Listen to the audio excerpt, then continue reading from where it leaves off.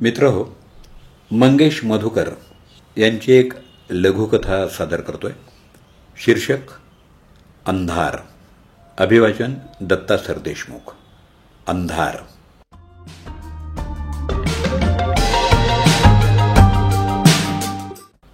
उन्हाळ्यातली संध्याकाळ फारच आल्हाददायक असते.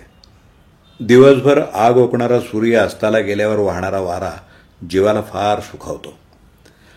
अशाच एका संध्याकाळी 7:30च्या सुमाराला लाईट गेले. काही क्षणांपुरता गडद अंधार.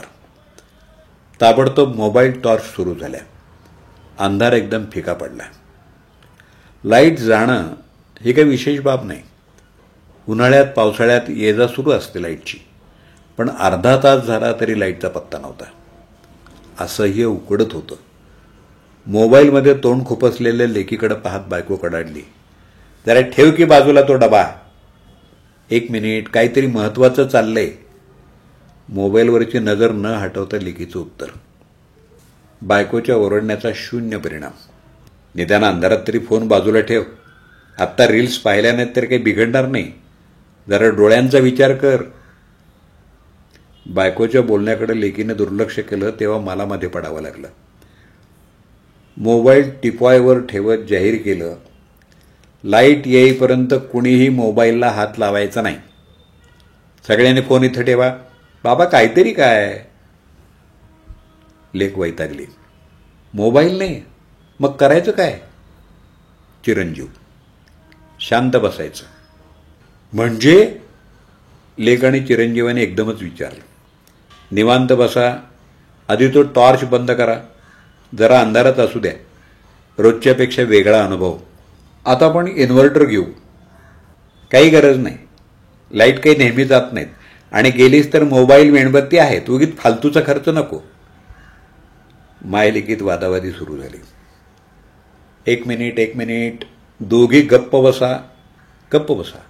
मस्त अंधार आहे. खूप दिवसांनी सगळे निवांत आहोत. गप्पा मारू. कोणाशी? चिरंजीव. एकमेकांशी. कसं शक्य आहे? Not possible. It's horrible. त्यात हॉरिबल काय? आम्ही इतकेही आउटडेटेड नाही की तुमच्याशी गप्पा मारू शकणार नाही. बघितलं? मातोश्री लगेच सेल्फ पिटी मोडवर गेल्या. बरोबर आहे.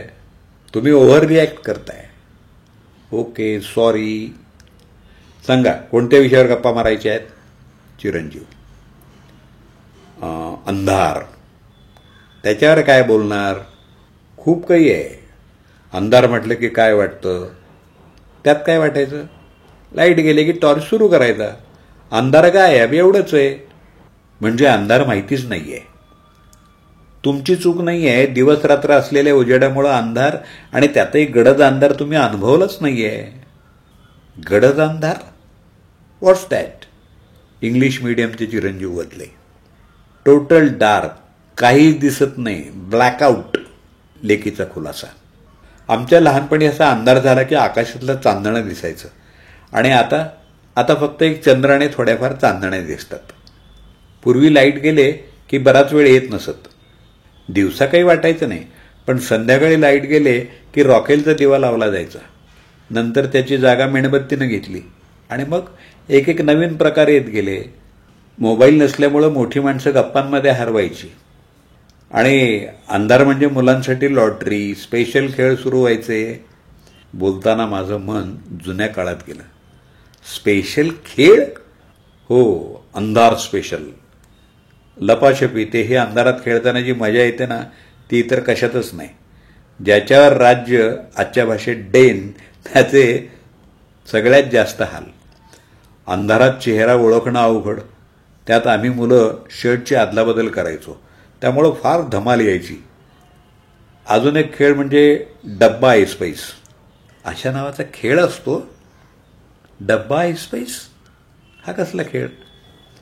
हो, रिकामा डब्बा लांब फेकायचा. ज्याच्यावर राज्य तो डब्बा आणून एका जागेवर ठेवतो आणि लपलेल्यांना शोधतो. त्याच्या नजरेला न पडता डब्बा लाथेनं उडवला, मग पुन्हा राज्य. खेळताना आरडाओरडा, मस्ती, भांडणं, सगळा गोंधळ. अरे ज्याच्यावर राज्य तो पार रडकुंडीला यायचा. बाबा हे इंटरेस्टिंग आहे हा. अजून आहे का, गंमत म्हणजे अंधारात हमखास भूतांच्या गोष्टी सुरू व्हायच्या. हडळ, वेताळ, खवीस मंडळींबद्दल भीती वाटायची, पण खूप उत्सुकता असायची. भान हरपून ऐकलं जायचं. जास्त घाबरलेले काही ना काही कारणं सांगून घरी पळायचे. आजूबाजूला किंवा झाडावर कुणीतरी आहे असले भास व्हायचे आणि त्याच्यावरून एकमेकांना घाबरवणं सुरू व्हायचं. भूत आणि कंपनी यांचा अंधाराशी जवळचा संबंध असल्यामुळं गप्पांमध्ये भारी एक्साइटमेंट असायची. बोलताना मला लहानपणीचे दिवस आठवले. आता असं काहीच नाही. You are so lucky. काळाबरोबर सगळं पार बदललं. आता अंधारच नाही आणि मुलं मोबाईलवर बिझी असतात. किर्र काळाकुट्ट अंधार आता फक्त स्क्रीनवर पाहायला मिळतो, अनुभवता येत नाही. गावाकडे थोड्याफार प्रमाणात शिल्लक आहे, पण शहरात तर अजिबात नाही. आणि आजकाल अंधाराची सवयच नाही. लाईट गेले की लगेच टॉर्च लाईट ऑन. नेहमी कामापुरतं बोलणारे आपण आज गप्पा मारतोय, इतक्या वेळेत मोबाईलची आठवण सुद्धा झाली नाही. थँक्स आई बाबा. आणि नवीन माहिती मिळाली. आता एक भूताची स्टोरी सांगा. चिरंजीव उत्साहानं म्हणाले. नक्की सांगतो, ऐक. मी 9वीत असतानाची गोष्ट आहे बघ. होळीसाठी मित्राच्या गावी गेलेलो. एकदम खेडेगाव. अशा ठिकाणी राहण्याचा पहिलाच प्रसंग. दिवस मावळला, लाईट नाही. संध्याकाळी जोरात पाऊस सुरू झाला.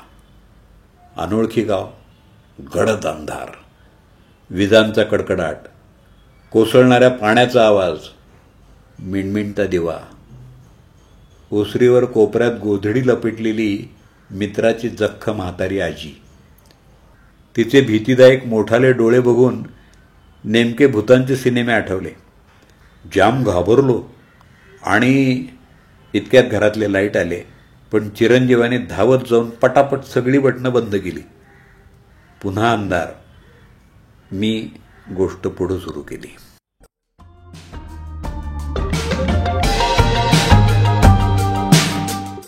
अंधार ही लघुकथा आपण ऐकलीत. लेखक मंगेश मधुकर. त्यांचा मोबाईल नंबर 9822850034. अंधार कथेचं अभिवाचन केलं दत्ता सरदेशमुख यांनी. Mobile number 8329730186.